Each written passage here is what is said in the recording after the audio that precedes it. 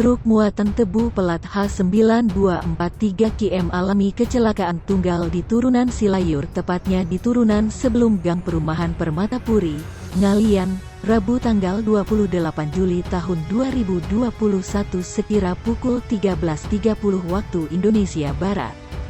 Truk diduga alami remblong lalu menghantam pembatas jalan dan tiang listrik hingga truk terguling ke sisi kiri jalan yang berupa tanah kosong. Akibat kecelakaan itu, sopir truk bernama Suroso, warga Pegandon Kendala, alami luka berat, kini sudah dilarikan ke RS Permata Medika.